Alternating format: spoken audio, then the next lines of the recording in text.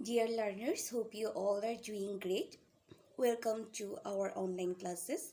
So today your Priyanka Babli Miss is with you. Today we are going to have a class on English first paper. So before going to the class, I would like to ask you to have your own English for today book with you.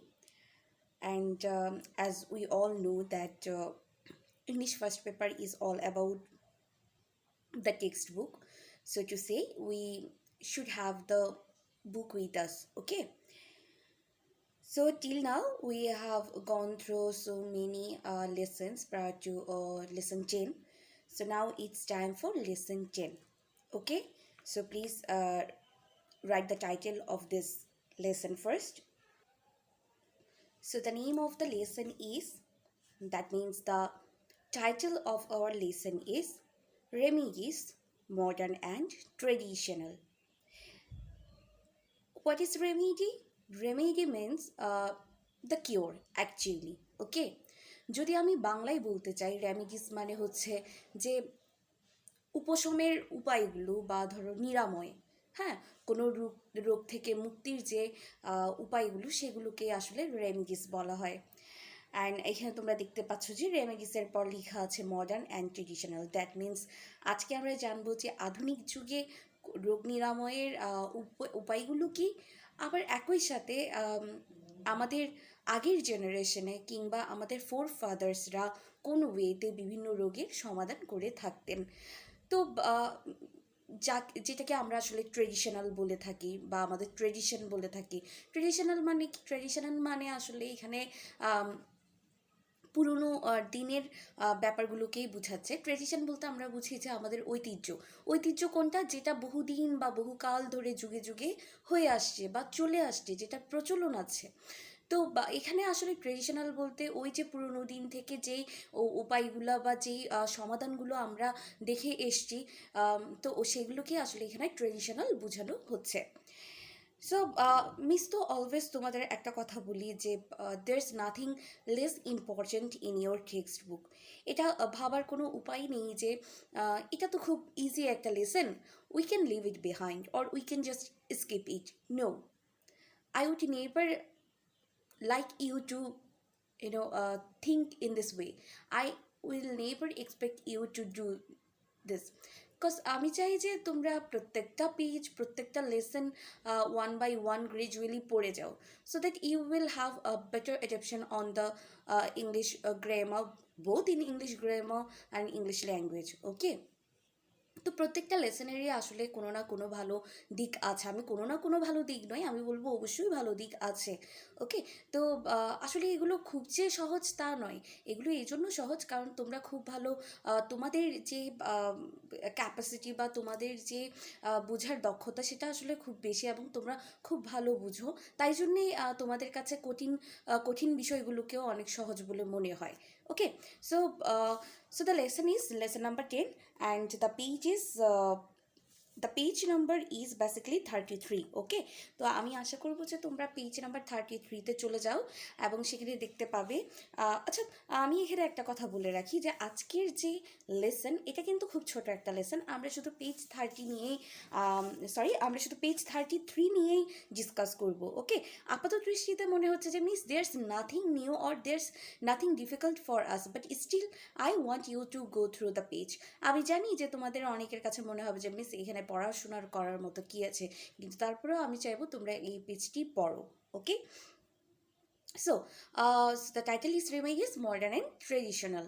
So before going to the main lecture, I would like to highlight some of the ওয়ার্ডস। ওকে, প্রত্যেকটা lesson পড়ার পেছনে আমাদের একটা কারণ থাকে, সেটা হচ্ছে যে এখানে আমরা বেশ কিছু কিওয়ার্ড পাই এবং ওই কিওয়ার্ডগুলোর অর্থ জানা আমাদের জন্য খুবই দরকার।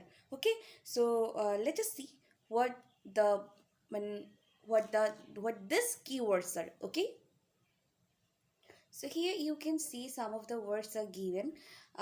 The first one is remedy.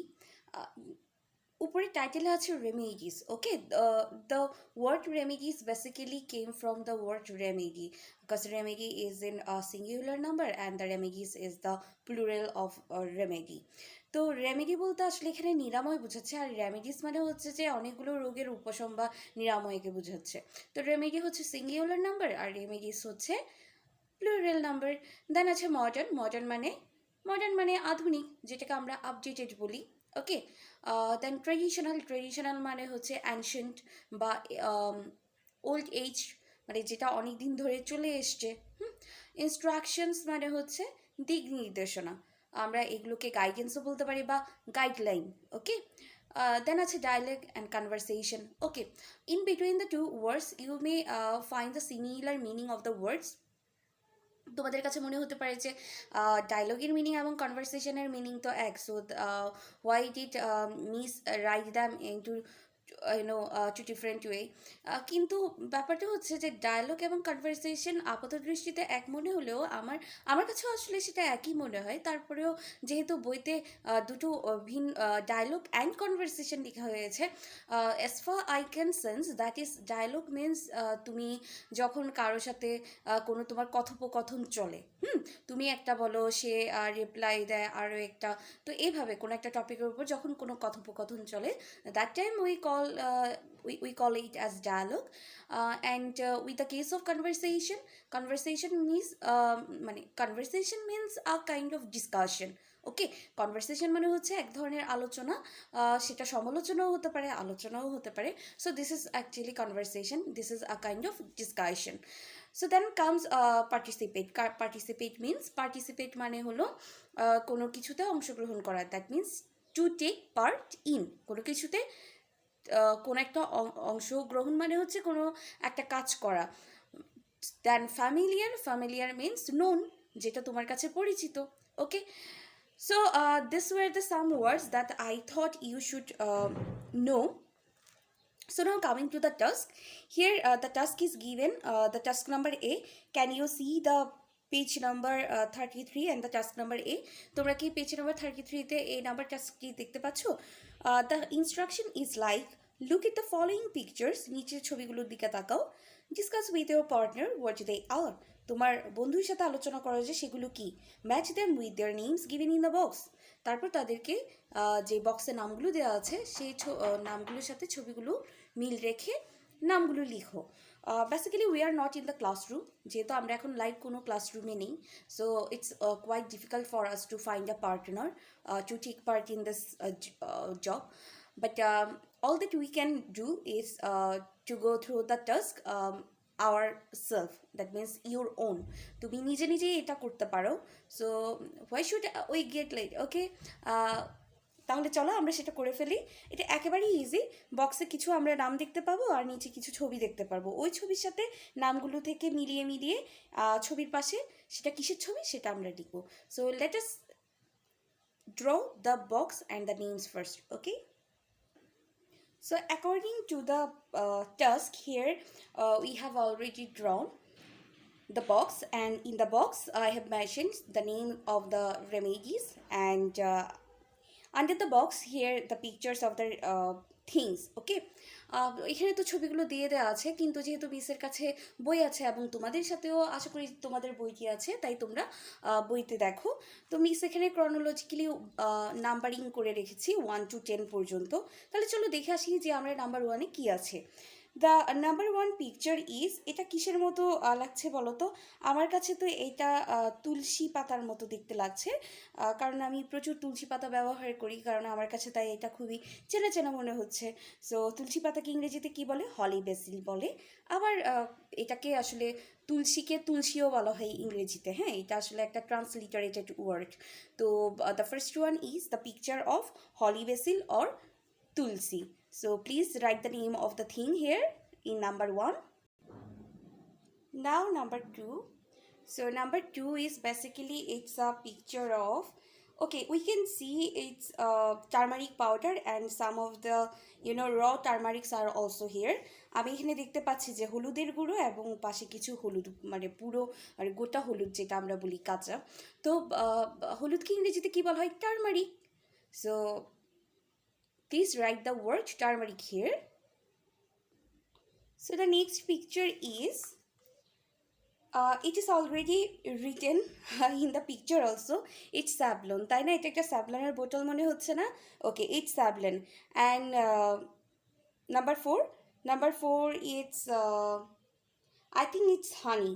So number three is Savlon and number four is honey. So please write the names down over here. So number five, coming to the number five, it's এটাও লেখা আছে বোতলের গায়ে যে it's paracetamol. So please write the word now, paracetamol. তারপরে দেখতে পাচ্ছি number six, I think it just looks like নিম, তাই না? এটা অনেকটা নিম গাছের পাতার মতো মনে হচ্ছে না? হ্যাঁ, তার মানে এটা নিম পাতা। Then coming to the next one, it's number seven. এটা দেখতে আসলে অনেকটা, আমরা কি অ্যালোভেরা চিনি? মিসের তো অ্যালোভেরা খুব ভালোভাবে চিনি, কজ মিসের কাছেও অ্যালোভেরা গাছ আছে বাসায়।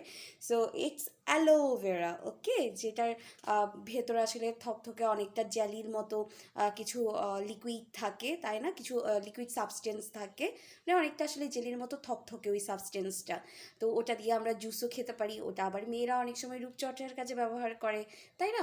তো ওটা আবার ঠান্ডা, তো যার কারণে এটা আসলে পুড়ে গেলেও ইউজ করা হয়। তো aloe vera, number six is aloe vera, okay? No, number six is neem and number seven is aloe vera. So please write the names down. Now the number eight. So it's basically, I think it's antacid, because what's left here, it's antacid. So we have to write the name here, antacid or antacid as you pronounce it. Okay, so please write the name down. So we are done with the task number A. তাহলে আমরা দেখতে পাচ্ছি যে number one was Tulsi or holy basil, number two picture is turmeric, number three is the picture of Savlon, number four is honey, number five it's paracetamol, number six neem, number seven aloe vera, and number eight antacid. Or antacid. So we are done with the lesson 10, and Miss told you that it's gonna be a very easy and a very brief class, a very simple class. So hope you enjoyed the class. We will meet very soon on the next class with the another one, I mean the next page of this lesson. Till then, stay well and take care.